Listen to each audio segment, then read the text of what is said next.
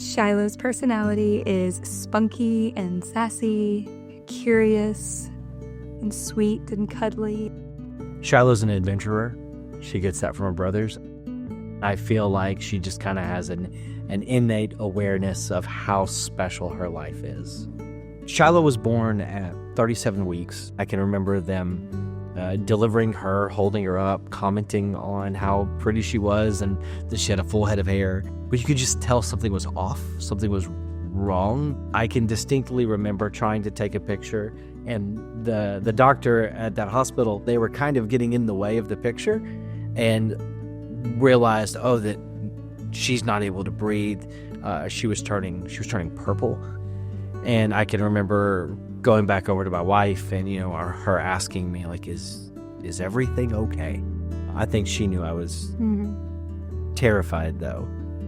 They came to us and they said, we're going to take Shiloh to Arkansas Children's. The helicopter got there, the pilots got off, and I'm still struck by how calm they were, because I was not calm. And I had not even met her yet. And then my husband leaves, my baby gets flown away, and I haven't met my little girl, so that was hard. Shiloh arrived in Little Rock at Arkansas Children's. They ultimately determined that her condition was congenital nasal pyriform aperture stenosis. Her jawbone grew up too high. It crowded out those nasal passages. When she came out and she was crying, everything was fine, but babies are obligate nose breathers, so whenever she stopped crying, that's when she turned purple, and they figured out, whoa, something's up.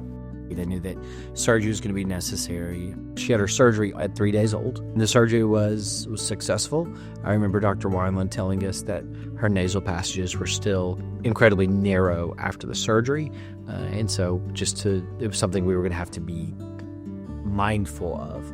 That condition, while life-threatening in the very beginning, has become something that's manageable now.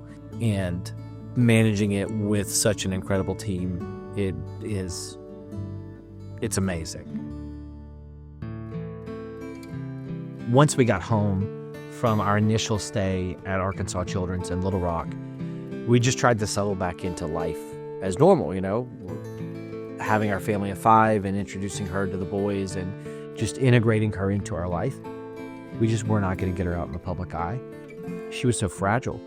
Early on, she never ate well, and then when she would eat, she would begin to vomit. Once we got home, we found ourselves in and out of a hospital, so much so that we would walk into the emergency room and the nurse would say, "Oh, there's Shiloh," which is not the place you want to be known on a first-name basis. There were concerns with blood sugar. Ultimately, the issue was that she wasn't keeping any food down, and so they placed her G-tube, which she calls her button, and it was a lifesaver in a lot of ways, but the vomiting issue never vanished. We rated how good or bad the day was by how many times we had to change the sheets on a bed, because it was awful. They were able to rule out blood sugar as an issue, but there were some other concerns. They felt that one of those concerns was a lack of growth hormone, because her pituitary gland was not functioning. She needed an MRI, and we kept having to reschedule the appointment because she kept getting sick. And I can recall being in the emergency room at Arkansas Children's Northwest, and Dr. Dalton, who was the ER doctor at the time, telling me, "We're not sending you home without the MRI. We're gonna make this happen." They determined that not only did she have Hypopituitarism, she also had Hypoadrenalism and Hypothyroidism, which was all stemmed from her pituitary gland not functioning properly. Once we got on a treatment regimen for thyroid and cortisol and growth hormone, it changed her life. She stopped the vomiting, and that's what kept us so tied down to the house, sleepless nights. It happened when we got that MRI. We are grateful to Dr. Dalton for fighting for that for us.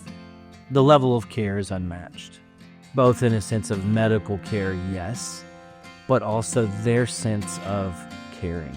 Like, I really feel like the medical team cares about my daughter. In the beginning, when I would come up to see her in the middle of the night at the NICU, and I would walk in and see a nurse just holding her in the chair that I usually would be sitting in, just rocking her and singing to her. That right there, like, you won't find that anywhere else. Shiloh is as sweet as can be. Yeah. Oh my gosh, she's got energy now. She was, of course, so sickly early on. It's wonderful to see her now that she's growing older, becoming a typical 4-year-old. And her family have been unbelievably supportive and helpful and at her side constantly. Her medical team, her PCP, Dr. Bauer, Dr. Nasir, Dr. Grills, like, they're all incredible, but I also feel like every person that we come in contact with, they all seem to care. I believe that that is the way that God works in the world, is through the talents and giftings of people. And I'm grateful for the men and women of Arkansas Children's Hospital that have dedicated their lives and their careers to the service of others.